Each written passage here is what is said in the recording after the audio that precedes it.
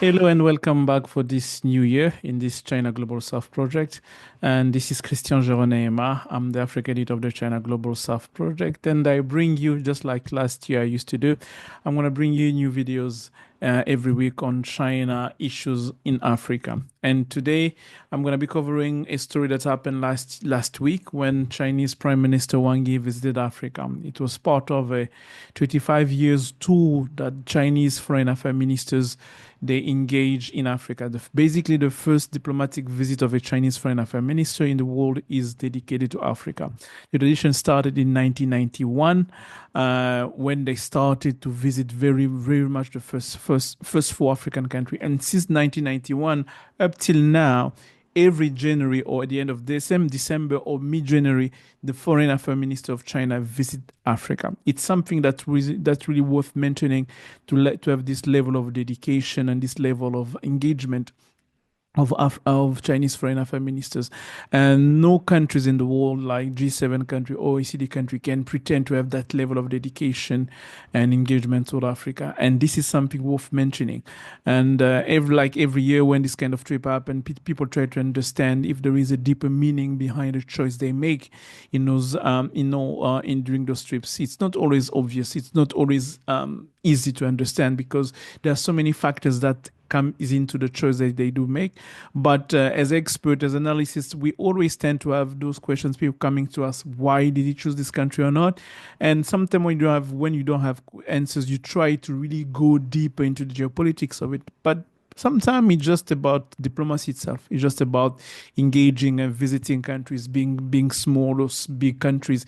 It's just about visiting those countries, maintaining those relationships. And I think that's really important, even though sometimes we may not have big headlines, but it's always important to keep that in mind that diplomacy matters, especially in those times where China will be reducing its financial engagement toward Africa. When I say reducing, it means that no big loans as we used to see before, but it means those traditions will still be maintaining, which means that we're gonna have to understand that diplomacy also matters in those small, in those very tiny moments where you just have those visits where it really matters a lot.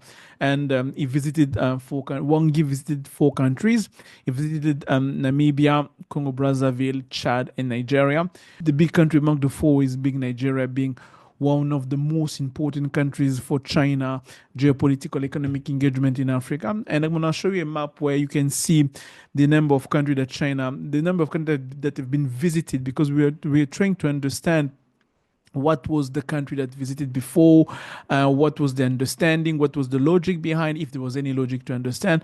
The goal for us was trying to really to map out and maybe try to predict, to try to see if there is any logic behind, to allow us to understand why certain countries are visited most or less than others. But I'm not sure that we did find anything, but we're gonna keep on digging. We're gonna be comparing it with different other data to kind of mixing those data to kind of see if there is any patterns. If there's not, it's not a big of a deal. As I say, it's just diplomacy. If there is, we hope that we can be able to now to understand and to predict maybe the next trip, how it's going to be. If we succeed by doing that, I'm going to be very happy.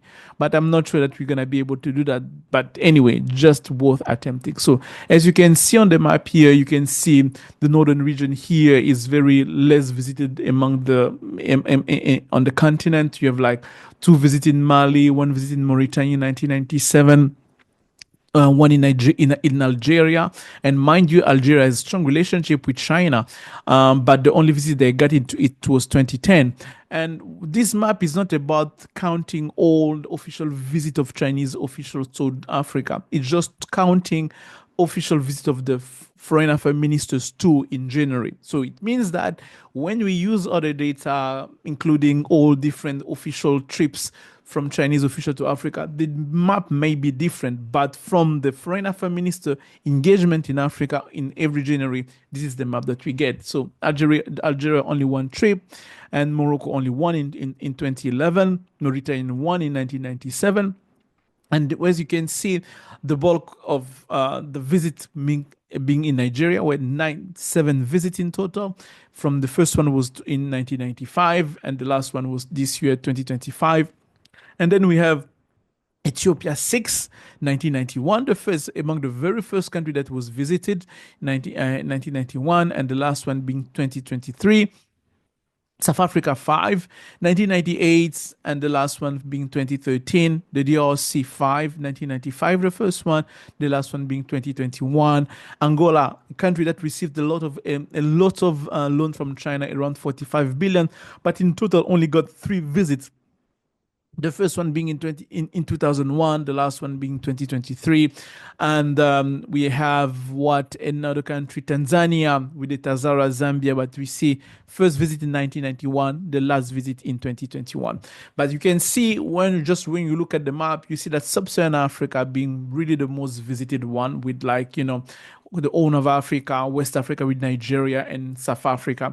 And there is one thing I wanted just to notice. I wanted to note when I was looking at the map. When you look at South Africa and Nigeria, you realize that those are the countries where the visits were really not far apart. For example, South Africa, you have like 1998.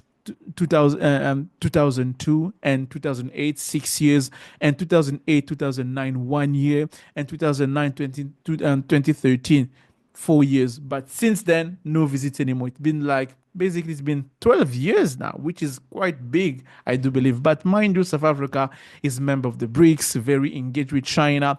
So that's why I say this map should not be interpreted as seen as something big related to China-Africa engagement. It's just a map that we use to kind of understand if there is any dynamic behind that.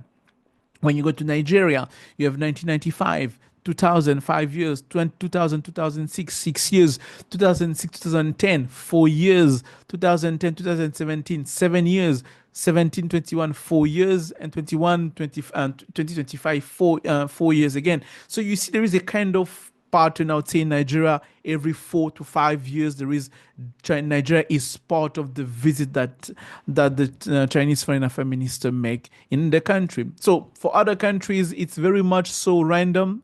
So what we believe so far, it's being random, but we're gonna have to dig much deeper to kind of understand if there is any logic behind that. But as you've noticed, just by looking at it, Northern Africa, not much of a visit, even Libya, 2 visits. When you look at Egypt, only 3 visits, 1999, and the last one being in 2023. And as you can see, there was 11 years between the first visit and the second visit in Egypt. So basically, this is the map that we've put. It's available on our website in China Global South. It's also available in French in Projet Afrique Chine. So it's going just to allow you to kind of have a view of that engagement of Chinese foreign affairs in Africa.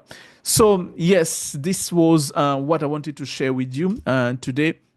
Looking forward to bringing another story next week related to China engagement in Africa. So happy New Year and welcome back again. If it's your first time on this channel, this is the China Global South project. We cover China engagement in the Global South, Africa, Middle East, and Latin America, and Southeast Asia. So if you want to keep on listening and finding out what we do, subscribe and hit the notification bell. So every time we drop a new video, you're gonna be notified. So this was Christian Geraud, the Africa editor. I'm going to see you next week for another video.